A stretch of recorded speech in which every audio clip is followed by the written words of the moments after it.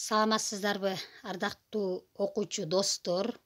Сиздер менен кезектеги сабагыбызды баштайбыз. Сабакка көңүл бурабыз. Мен Ош Туунун мектеп лицейинин кыргыз тили жана адабияты мугалими Орозбекова Ырыскүл Орозбековна болмокчумун. Бүгүн 9-класстар үчүн кыргыз тили сабагына көңүл бурабыз. Бүгүнкү сабагыбыздын темасы орун багыныңкы сүйлөм.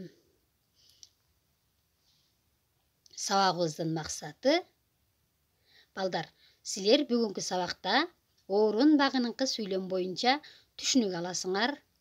Өз алдыңарча ой жүгүртүүгө, адабий тилдин нормасында сүйлөөгө үйрөнөсүңөр. Ошон менен бирге эле жоопкерчиликтүү болууга жана сабырдуулукка тарбияланасыңар. Балдар, өзүңөргө белгилүү болгондой, биз мурунку сабактарда багыныңкы сүйлөмдүн бир нече түрлөрү боюнча сөз кылганбыз. Алар тууралуу маалымат алып таанышканбыз. Анда багыныңкы сүйлөмдүн түрлөрү кайсылары эле? Эстеп көргүлөчү. Алар: мезгил багыныңкы сүйлөм, шарттуу багыныңкы сүйлөм, карама каршы багыныңкы сүйлөм, сыпат багыныңкы сүйлөм, салыштырма багыныңкы сүйлөм, себеп багыныңкы сүйлөм, максат багыныңкы сүйлөм, орун багыныңкы сүйлөм жана сан өлчөм багыныңкы сүйлөм деп биз 9 түргө бөлүп караганбыз. Мына ушулардын ичинен бүгүн сиздер менен өтө турган темабыз орун багыныңкы сүйлөм болмокчу. Анда темага көңүл бурабыз. Баш сүйлөмдө айтылуучу ойдун ордун билдирген сүйлөм орун багыныңкы сүйлөм деп аталат. Мисалы: билим кайда болсо, өнөр да ошол жерде. Өнөр кайсыл жерде? Билим кайда болсо, өнөр ошол жерде. Көрдүңөрбү? Ордун билдирип турат, Сөз көп жерде, чындык аз. Чындык кайсыл жерде аз? Сөз көп жерде. Мына биринчи сүйлөм ордун билдирип, экинчи сүйлөм толукталып атат. Кийинки сүйлөм: мен кайсыл жерде болсом, сен да ошол жерде жүргөн болосуң. Сен кайсыл жерде жүргөн болосуң? Мен кайсыл жерде болсом, сен да ошол жерде жүргөн болосуң. Деп бизге биринчи сүйлөм ордун көрсөтүү менен экинчи сүйлөмдү толуктап атат. Көрдүңөрбү? Ошон үчүн бул орун багыныңкы сүйлөм деп аталат экен. Орун багыныңкы сүйлөмдөр кайда, кайдан, каерде, кайсыл жакта деген суроолорго жооп берет экен. Жана ошону менен бирге эле багыныңкы жана баш сүйлөмдөрдүн тутумунда кайда, кайдан, кайсы, кайсы жерде, ошондо, ошол жерде, ошол жерден деген сыяктуу сөздөр катышып, өз ара шарттуу ыңгайдын са мүчөсү менен байланышат экен. Көрдүңөрбү балдар? Жогоруда айтылган сөздөр катышуу менен жана ошолорго шарттуу ыңгайдын са мүчөсү аркылуу байланышып бизге орун багыныңкы сүйлөмдү жасашат экен. Сөзүбүз куруу болбош үчүн биз мисалдарды келтиребиз. Мисалы: тагдыр кайда буйруса, ошол жерге барарбыз. Кайда буйруса, ошол жерге барабыз. Көрдүңөрбү?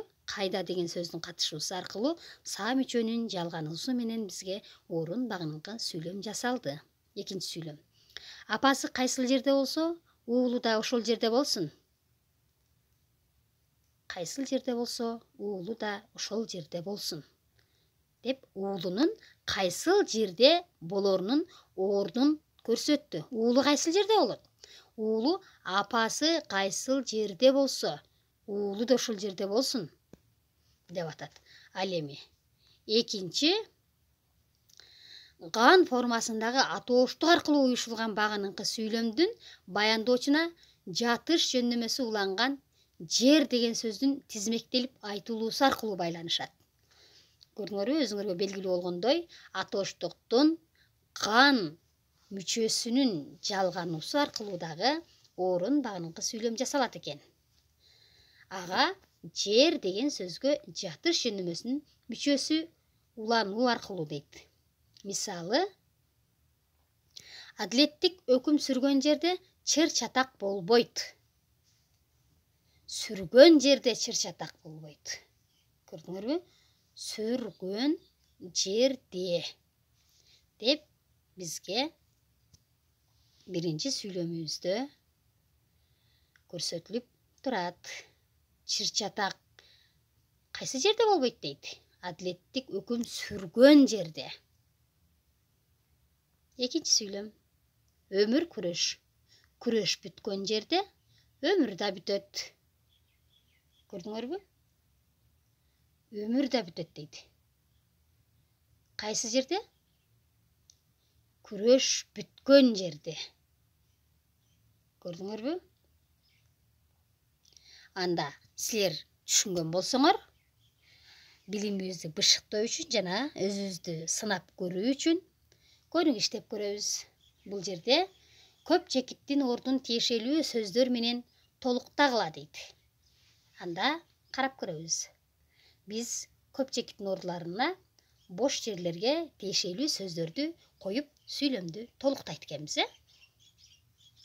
Жер болгон өкүм бар дейт.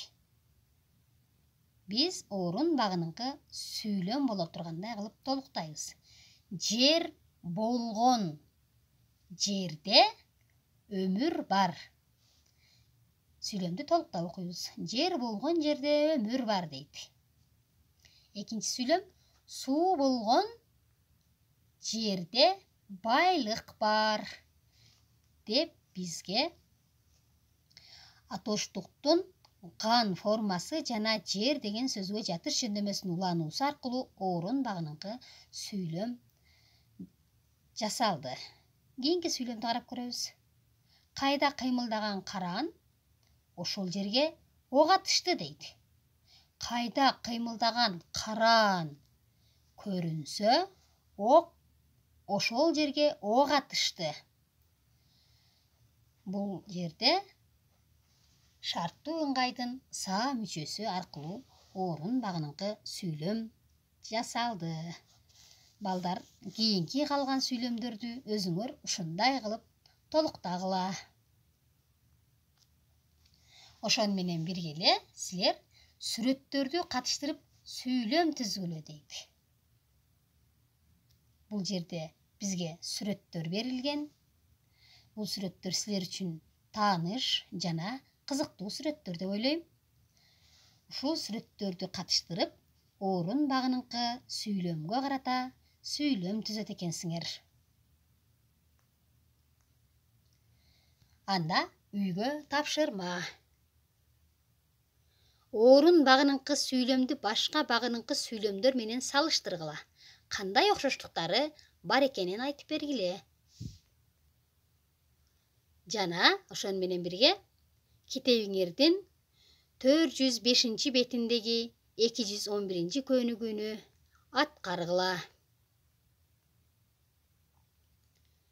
Берилген суроо тапшырмаларды төмөнкү даректерге жибере аласыңар.